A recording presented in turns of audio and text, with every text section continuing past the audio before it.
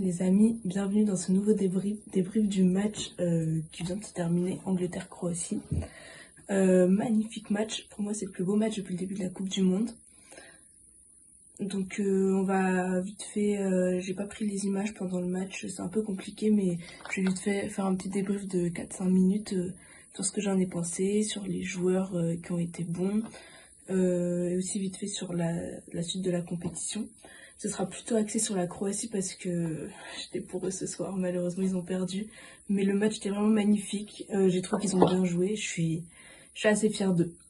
Donc on va commencer par donc la Croatie, quand elle a commencé le match, il y avait une grosse domination sur les 5 premières minutes. Je pense que Dalic il a dû leur dire d'aller presser haut. Ils ont même récupéré un super corner grâce à un pressing de Perisic, si je me souviens bien. Et après, il y a eu un fait de match qui est la faute de Modric sur, je sais plus sur qui, Madueke, donc sur le penalty. Je trouve que le penalty, il est malheureux mais justifié. Il le tire, Livakovic fait un arrêt. Le match de Livakovic, les gars. Oh là là, je sais pas combien il fait d'arrêts. Il fait 7 arrêts en plongeant. Et 7 arrêts dans la surface. Il récupère 14 balles en tout. Ce qui est énorme. Il fait un match de malade mental.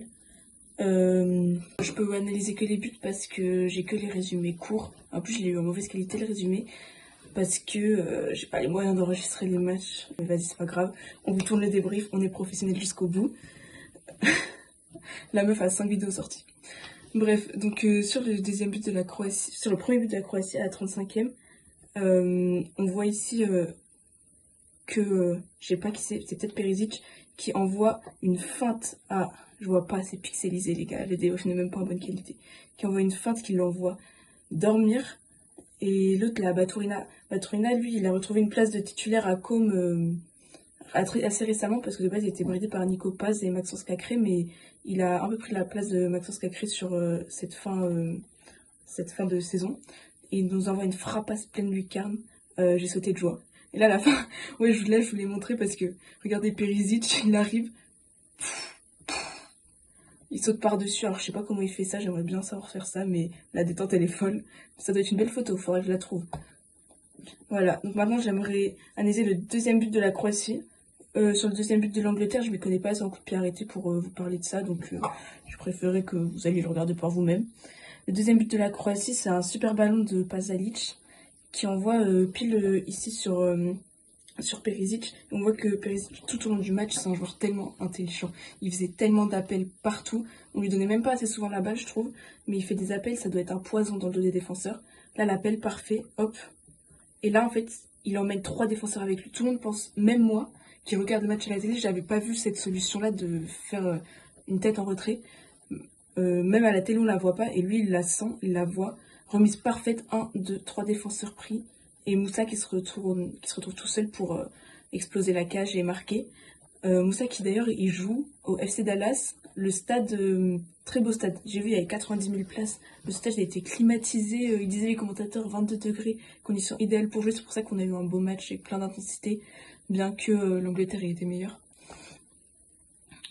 Ensuite, ouais, le deuxième but de l'Angleterre. Retour de la deuxième mi-temps. Franchement, ça a été dur pour les Croates qui ont beaucoup subi par la suite. C'est une passe magnifique qui casse la ligne du milieu de terrain et qui fait arriver Bellingham en 1 contre 1, littéralement.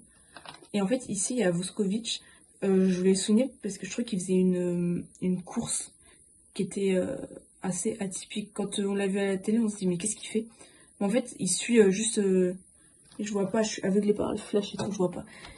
Il suit juste l'attaquant, et en comptant sur le fait que le défenseur croate, peut-être Perisic, allait rattraper... non, pas Perisic. En fait, il suit l'attaquant en comptant sur le fait que le défenseur allait rattraper Bellingham, sauf que Bellingham, il court vite. Bellingham, il est très bon physiquement. Et du coup, Bellingham, il se retrouve vraiment en 1 contre 1 face au goal. Et très belle finition. Il a fait un peu une Ozil, j'ai vu le ballon, il a rebondi comme ça, il est revenu. Maintenant, je voudrais passer à cette action. Non, cette action n'est pas très intéressante. Mais ici, en fait, on a failli avoir le triplé d'Harry Kane pour qu'il égale Messi. Et heureusement que Sucic, il dit à... C'est qui? Stanisic. Heureusement que Sucic, il dit à Stanisic de regarder dans son dos, parce que sinon, Kane, c'était vraiment un V1 face à Livakovic. Livakovic qui fait 7-8 arrêts incroyables. Il en fait 3 d'affilée à un moment sur un corner. Je jure, j'avais des sueurs froides sur les corners, j'étais en hyperventilation, c'était hard. Et là, bah, à la fin, il y a eu le but pour tuer définitivement la Croatie. Alors que juste avant, Kovacic, il avait une occasion où il s'approche et Kovacic, de base, il met des grosses frappes.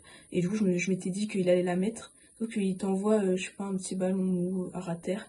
Et vu que le stade est pas très humide, que les conditions elles sont bonnes et tout, bah, le ballon il a pas fusé. Du coup, voilà, chiant. Et ici, en fait, c'est la fin du match. Je peux pas dire qu'ils ont pas le droit de se retrouver comme ça, genre à 5 contre 2, mais d'un autre côté, ils ont pas le droit de se retrouver à 5 contre 2 en fait. C'est assez critique que lui, il soit totalement seul. Hop, il reçoit la balle.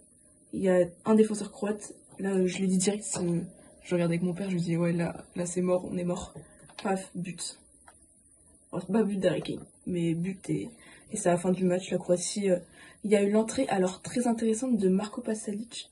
Donc, alors lui je le connaissais parce que j'aime bien les Croates, mais l'entrée elle est folle. C'est un petit feu follet.